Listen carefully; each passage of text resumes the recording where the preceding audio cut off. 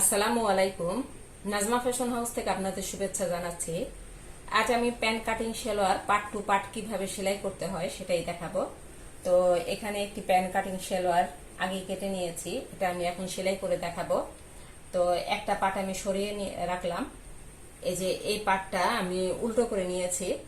তো এই সাইডে কিন্তু মানে কাটা থাকে, এটা আমি কাটি নাই, এটা এমনি এমনই রেখে দিয়েছি। এখানে আমি একটা সেলাই দিব এখন।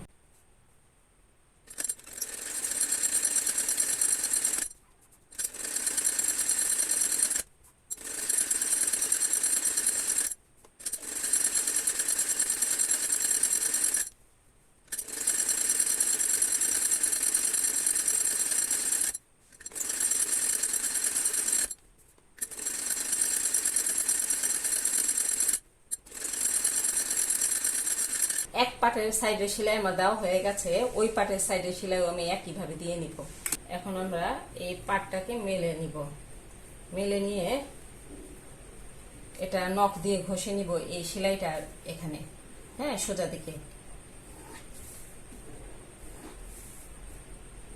তারপর আমরা একটা চাপ সেলাই দিব।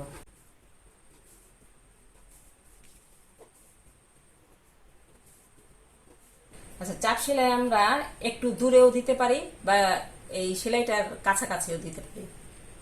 হ্যাঁ, আমি একটা এর আগে যেগুলো সেলাই করেছি সেগুলো একটু দূরেই সেলাই দিয়েছি, এবার আমি একটু কাছাকাছি একটা চাপ সেলাই দিব।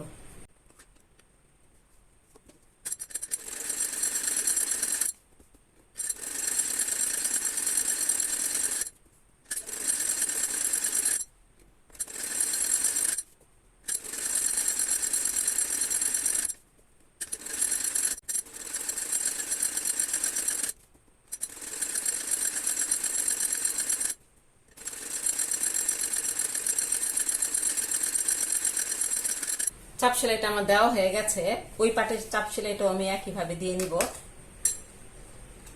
এখন আমি মুহুরি অংশে চলে যাব, মুহুরির পট্টিটা আমি লাগাবো।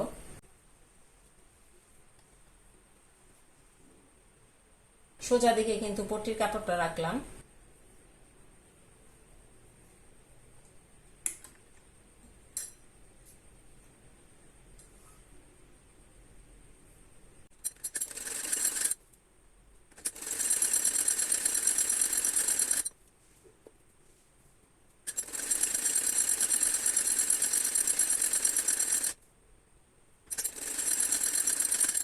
পট্টির কাপড়টা আমার লাগানো হয়ে গেছে, এখন আমরা এটা সোজা করে নখ দিয়ে একটু ঘষে নিব।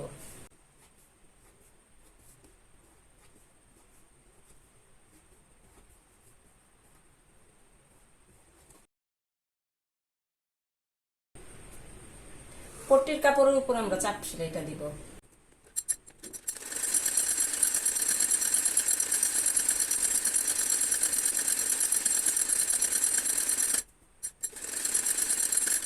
চাপ সেলাইটা আমার দেওয়া হয়ে গেছে, এখন আমরা এখানে একটা ভাঁজ দিব, ভাঁজ দিয়ে তারপর সেলাই দিয়ে নেব। এই যে দেখেন,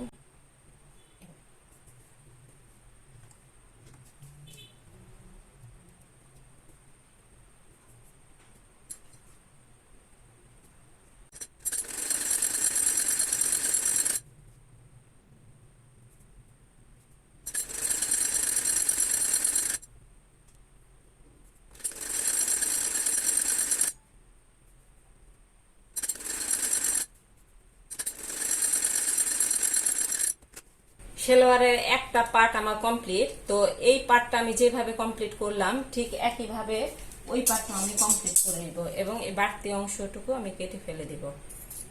দুইটা পার্ট আমার সেলাই করা কমপ্লিট, এখন আমি হাই জোড়া লাগাবো, হাইয়ের অংশটা। তো এটা এই পার্টটা আমি মানে সোজা দিকে বিছিয়ে নিয়েছি, এর উপর এটা আমি উল্টো করে বিছিয়ে তারপরে সেলাইটা দিব।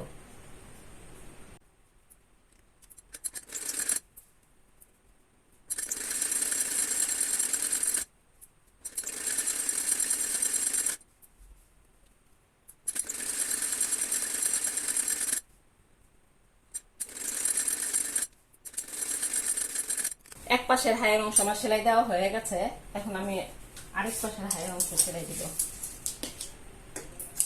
এক পাশের হায়ের অংশ আমার সেলাই দেওয়া হয়ে গেছে। এখন একইভাবে আমি আরেক পাশের হায়ের অংশ সেলাই দিয়ে নিব।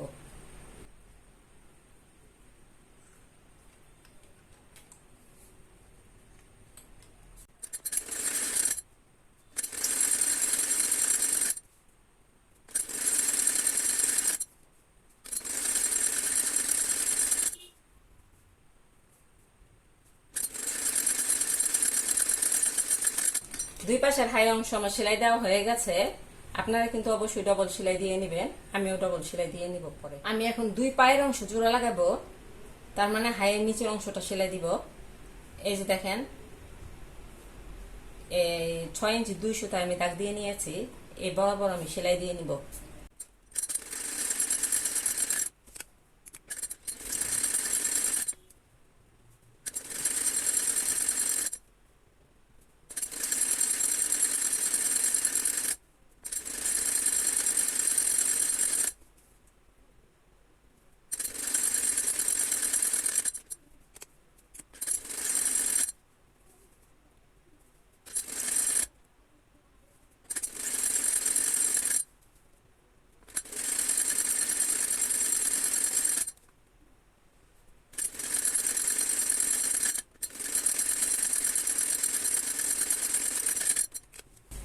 দুই পায়ের অংশ আমার জোড়া দেওয়া হয়ে গেছে। এখন আমি ডবল সেলাই দিয়ে নিব, আপনারাও অবশ্যই ডবল সেলাই দিয়ে নেবেন। আমি এখন ইলাস্টিক লাগাবো। তো ইলাস্টিকটা লাগানো হলেই আমার সেলোয়ারটা কমপ্লিট। দেখেন এই ইলাস্টিকটা আমরা কিভাবে জোড়া লাগাবো, এই যে একটার উপরে আর একটা এভাবে রাখবো, রেখে তারপর জোড়া দিব। তো ইলাস্টিক আপনারা কোমরের মাপ থেকে 6 ইঞ্চি বা 7 ইঞ্চি বা 8 ইঞ্চি এইরকম কম নিবেন।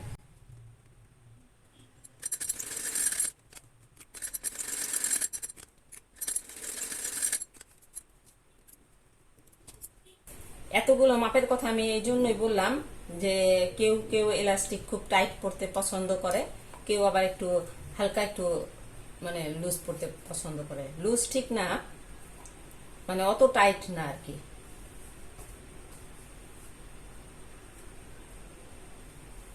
আমি সেলোয়ারটা কিন্তু সোজা করে নিয়েছি। এখন আমি এই যে সোজা করার পরে আমি এই উল্টো দিকে এই ইলাস্টিকটা বসাবো। দেখেন কিভাবে বসাই, এই যে এভাবে। এখানে আমরা একটা ভাঁজ দিব, এই যে ভাঁজটা দিলাম, তারপরে আমরা আরেকটা ভাঁজ দিব।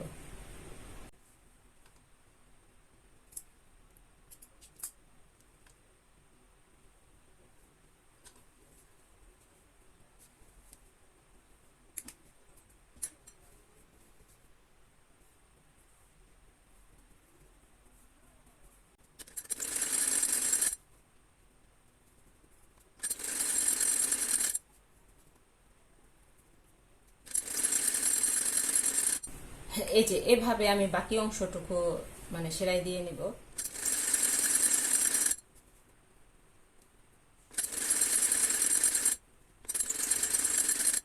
ইলাস্টিকটা লাগানো হয়ে গেছে। এখন আমরা ইলাস্টিকের মাঝখানে একটা সেলাই দিয়ে দেব যাতে ইলাস্টিকটা আটকে থাকে। আমরা হাত দিয়ে টেনে টেনে প্রথম ঠিক করে নিব, কুচিগুলো সমান করে নিব, চারিদিক দিয়ে যাতে সমানভাবে পড়ে।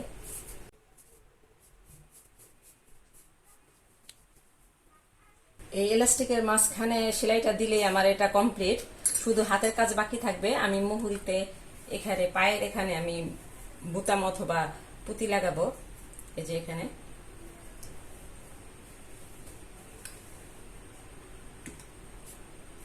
একটু দেখিয়ে দেই কিভাবে আমরা সেলাই করব।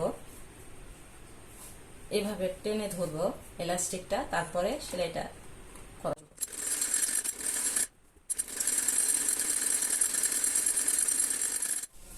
সেলোয়ারের মুহুরির অংশে আমি 5টা করে পুঁতি লাগিয়ে নিয়েছি। এই যে দেখেন মুক্তা পুঁতি এগুলো।